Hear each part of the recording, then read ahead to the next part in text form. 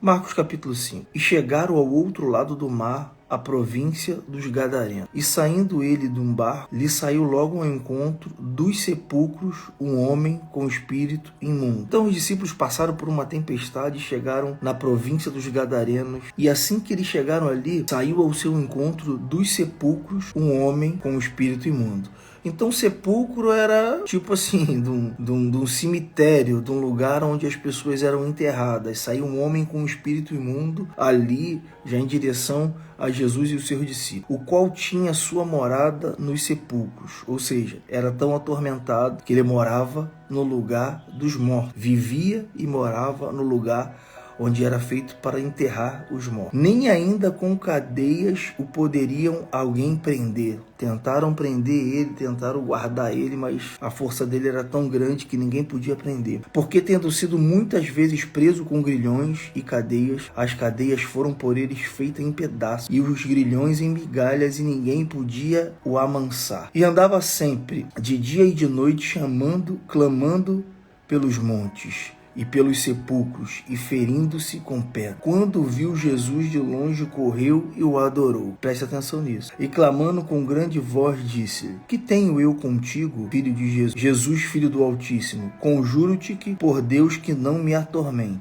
Vamos dar uma pausa aqui para a gente entender aqui. Jesus atravessa para a província dos Gadarenos, vem um homem que sai do lugar onde era feito para enterrar pessoas, dos sepulcros, e se aproxima de Jesus. Ninguém podia prender, ele estava sendo atormentado, mas quando ele se aproxima de Jesus, quem fala com Jesus já não é um homem. Nós vamos entender. Quando viu Jesus, correu e o adorou, e clamando com grande voz disse: Que tenho eu contigo, Jesus, Filho do Deus Altíssimo? Quem está falando aqui com Jesus, quem começa o diálogo com Jesus, não é o homem, era o que estava nele. Que às vezes, quando existe na nossa vida, ou quando a gente vê que muitas coisas estão erradas e está dando tudo errado, e muitas dessas coisas são espíritos malignos, os espíritos querem dialogar com Jesus e falando: O que está fazendo aqui? Estou aprisionando esse homem, estou aprisionando essa mulher há tanto tempo. O que tenho eu contigo? O que você vai querer fazer hoje? O que tenho eu contigo? Existe um diálogo dos espíritos malignos com Jesus e em prol daquele homem. Então vamos continuar. O que tenho eu contigo, Jesus, Filho do Altíssimo? E olha que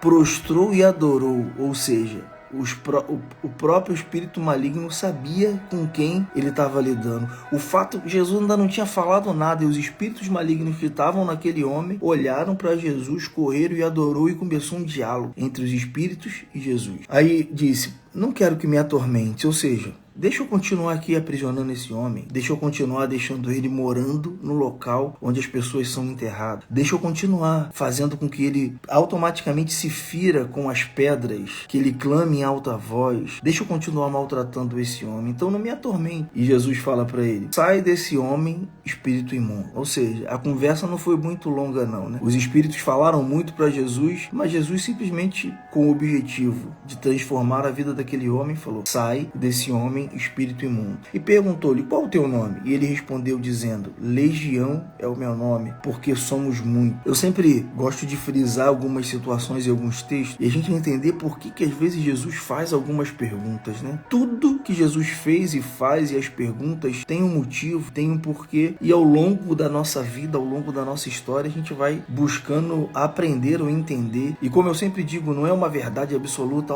Agora o que eu estou passando para vocês aqui, o objetivo desse texto é esse: multiforme graça de Deus. Deus dá a revelação dos textos. A gente só tem que, de fato, testificar que o que nós estamos lendo aqui é o que Deus está falando, e isso tem que trazer uma aplicabilidade na sua vida. Naquele diálogo, Jesus pergunta: Qual o seu nome? E os espíritos dizem: Legião, porque somos muitos. Então muitos espíritos estavam aprisionando aquele homem ali em Gadara. Muitos espíritos. Aí Jesus pergunta, ele fala: Nós somos muitos. E rogava-lhe muito que não enviasse para fora daquela província. Os espíritos rogando a Jesus para que não manda a gente para fora dessa província aqui não. E ali passava uma grande manada de porcos, e todos aqueles demônios lhe rogaram dizendo: Manda-nos para aqueles porcos, para que entremos nele. E Jesus lhe permitiu, e saindo aqueles espíritos imundos entraram nos porcos, e a manada se precipitou precipitou por um despenhadeiro no mar. Eram quase 2.000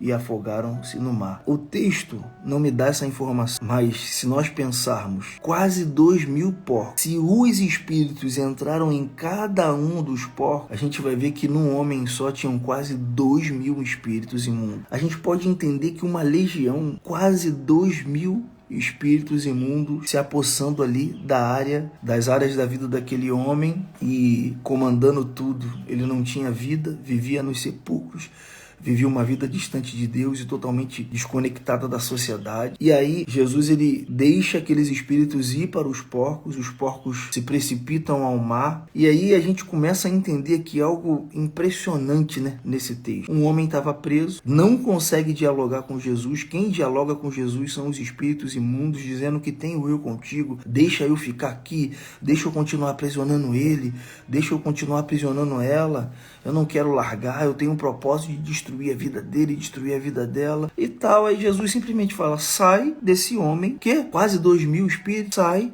desse homem, espírito imundo.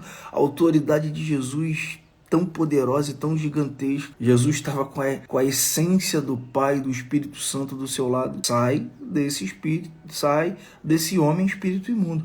E aí os espíritos ali pedem para que eles sejam enviados à manada de porcos e se precipitam ao mar. E aquele homem ali é liberto. Como eu disse, por que Jesus pergunta o nome? E eles falam legião, para fazer a gente entender que por mais que difícil esteja a nossa vida, ou algum espírito imundo esteja travando a nossa vida, e aqui foram quase 2.000 porcos que se precipitaram ali ao mar, e se a gente entender que 2.000 porcos, quase 2.000 porcos tem a ver com quase 2.000 espíritos imundos naquele homem, a gente vê que o que é o seu problema para Deus, o que é a sua dificuldade, o que é a sua prisão para Deus. Que prisão é essa? O homem vivia preso no natural e no espiritual. Ele não conseguiu dialogar com Jesus. Quem dialogou com Jesus foram os espíritos imundos.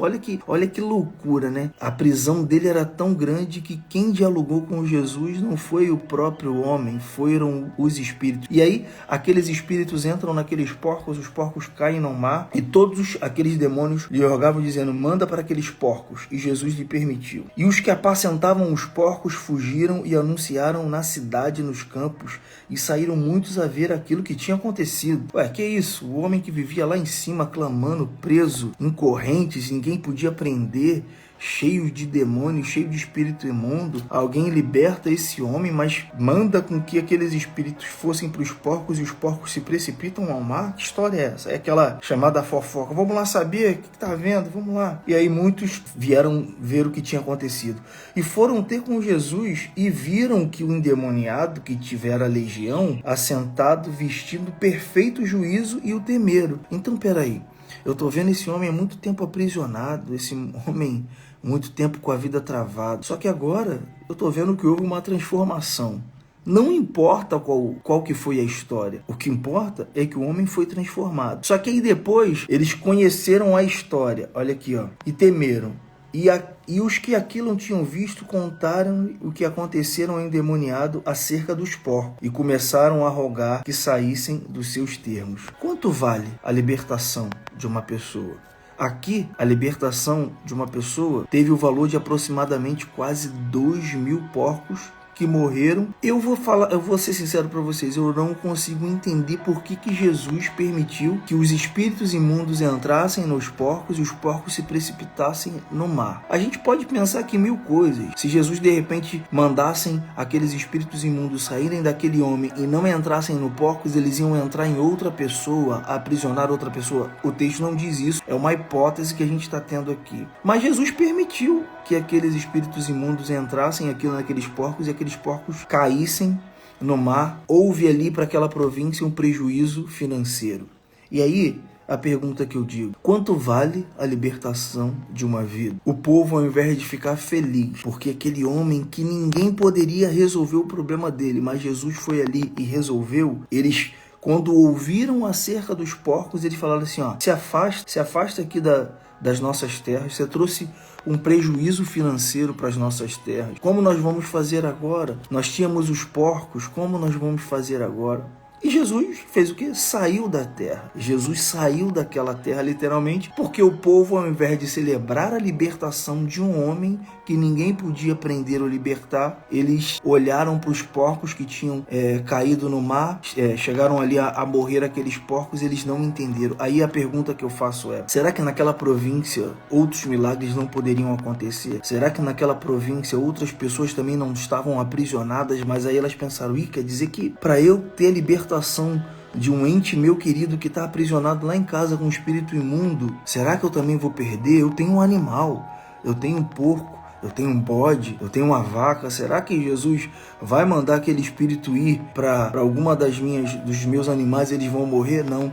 Eu prefiro ter os meus animais vivos e ter o meu parente aprisionado do que perder alguma coisa dos meus bens. Vocês mandaram Jesus embora? Ele poderia fazer outras coisas aqui, mas já que vocês mandaram ele embora, eu vou com ele. Então, em Marcos 5, aqui no versículo 18, e entrando ele no barco, rogava que o que for endemoniado que o deixasse estar com ele. E Jesus estava saindo da cidade. E o endemoniado que tinha sido curado falou assim: eu quero estar contigo. Olha o que aconteceu na minha vida. Olha que coisa maravilhosa. Eu não vou te largar nunca mais. O que Jesus fala para ele? Uma pausa aqui para você entender. Ter um relacionamento com Deus e com Jesus é ouvir o que a gente precisa e não o que a gente quer. Por mais que as nossas intenções sejam as melhores, ele vai falar que você precisa ouvir gostando. Aí vou fazer igual o Kiko agora. Gostando ou não me interessa. Quando você buscar um relacionamento com Deus, ele vai falar o que você precisa, não o que você quer. O que o endemoniado que foi libertado do espírito imundo queria era algo louvável. Eu quero seguir Jesus, pô. Jesus me libertou, vou ficar fazendo o que aqui? Ficar fazendo o que aqui nesse lugar? Deixa eu entrar no barco. Aí Jesus fala para ele. Jesus, porém, não permitiu. Não, você não vai entrar no barco. Verso 19. E disse-lhe: vai para a tua casa, para os teus, e anuncia quão grandes coisas o Senhor te fez e como teve misericórdia de ti.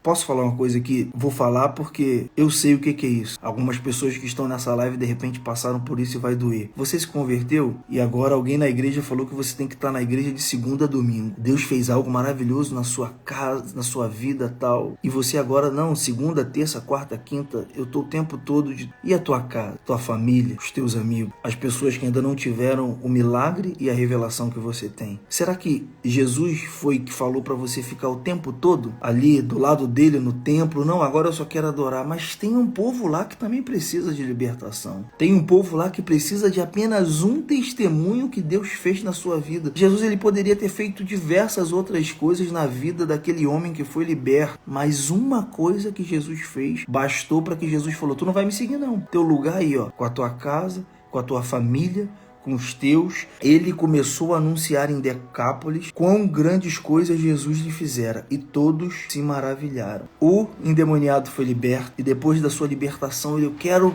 caminhar com Jesus. Não, você não vai caminhar comigo. O que eu fiz na sua vida já basta para que aqueles que estão na sua casa vejam o que eu fiz na sua vida e sejam transformados e sejam maravilhados. Jesus impediu aquele homem. É legal falar sobre isso, o tratamento de Jesus com a vida de cada um, né? Jesus chama o jovem rico, e o jovem rico não caminha com Jesus porque tinha muitas riquezas. E olha que ele cumpria todos os mandamentos, mas tinha muitas riquezas, então ele decidiu não caminhar, e Jesus chamou: vem, caminha comigo, vende tudo, dá aos pobres e me segue, terá um tesouro no céu. E o jovem rico se entristeceu e não conseguiu seguir a Jesus. Agora, o endemoniado, que foi libertado de uma legião, queria seguir Jesus. Jesus falou: não é para você me seguir. O que eu fiz na sua vida é para você voltar para tua casa. Quando você chegar em casa, aquelas pessoas que te viram aprisionado e hoje conseguem te ver de pé, conseguem olhar no seu rosto e ver o brilho de Jesus. É isso que eu quero. O que eu fiz na sua vida foi por um propósito específico, para você voltar para sua casa, os teus amigos, para sua família, e mostrar para eles a transformação que eu fiz. Com apenas uma palavra, eu fiz todos aqueles espíritos imundos sair da sua vida. Então a gente entende nessa mensagem de hoje qual é o preço da libertação.